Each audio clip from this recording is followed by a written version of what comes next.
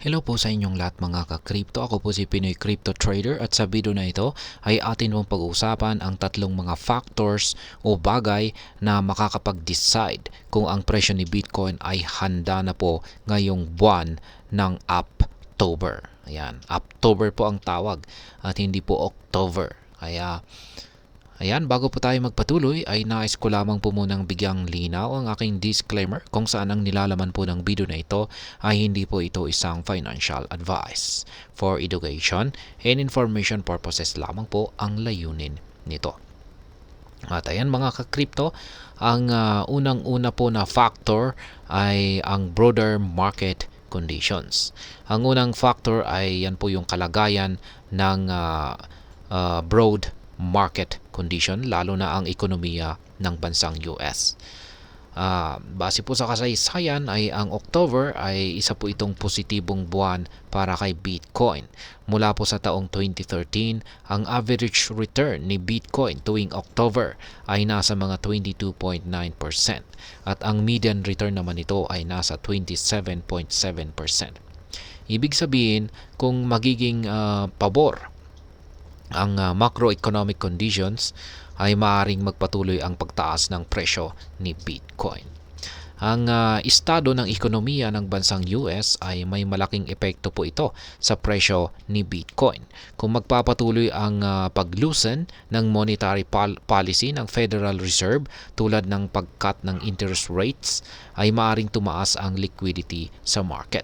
Ang pagtaas ng liquidity ay karaniwang nagdudulot po ito ng pagtaas ng presyo ng mga riskier assets tulad ni Bitcoin. Ang political landscape naman ay mahalaga rin.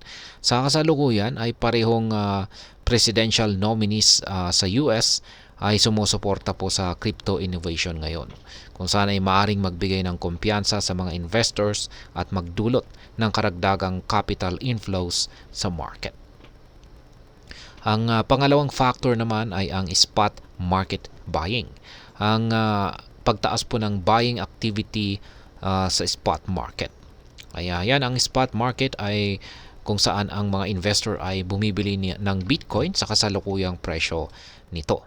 Sa ngayon, ang Bitcoin po ay nagtitrade sa itaas ng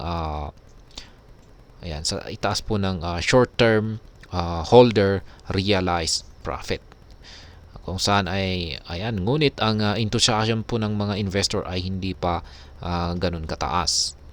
Kaya ang short-term holder realized price ay isa po itong metric na sumusukat sa average price na binayaran ng mga short-term holders para sa kanilang Bitcoin. Kapag ang presyo ni Bitcoin ay nasa itaas ng short-term holder realized price, ito ay indikasyon na ang mga short-term holders ay kumikita, na maaaring magdulot ng karagdagang buying pressure. Ang pagtaas naman ng futures trading ay nagpapakita po ito ng mas maraming leverage buying na maaaring magdulot ng volatility sa market kung hindi tataas ang demand. Ang futures contract ay mga financial derivatives na nagpapahintulot sa mga traders na mag-speculate sa presyo ni Bitcoin sa hinaharap.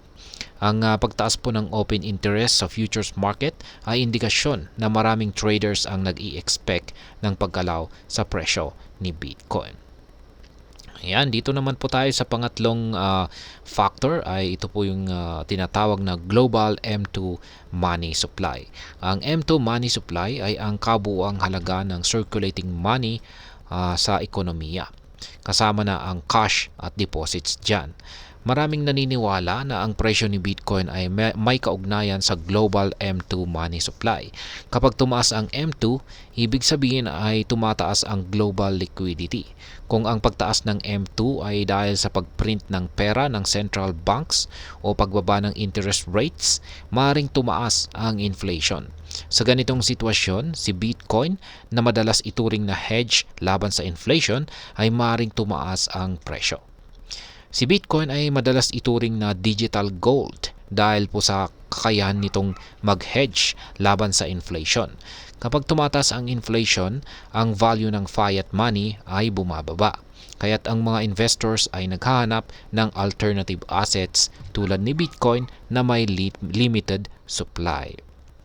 At ayan, sa kabuuan ay ang masasabi ko rito ay ang tatlong mga factors na ito ay una ay ang broader market conditions, pangalawa ay ang spot market buying, at pangatlo ay ang global M2 money supply, kung saan ay may malaking epekto po ito sa presyo ni Bitcoin ngayong October. Kung magiging pabor ang mga conditions na ito, maaring magpatuloy po ang pagtaas ng presyo ni Bitcoin at maabot nito ang kanyang bagong all-time high na presyo bago matapos po ang taon na ito. At ayan, hanggang dito na lamang po tayo sa video na ito mga ka-crypto. Sana po ay inyong nagustuhan ang aking paliwanag sa video na ito. Kung inyo po itong nagustuhan, pakiclick lamang po ang like button nito. Para naman po sa mga bago lamang dito, kayo po ay aking inaanyayahan para mag-subscribe. Pakiclick na rin po ang bell icon nito dahil ito po ang siya magsisilbing notification nito sa mga bago kong videos na akin pong ina-upload sa aking YouTube channel na ito. Marami pong salamat sa panonood. Ingat po tayo lagi at God bless po sa ating lahat.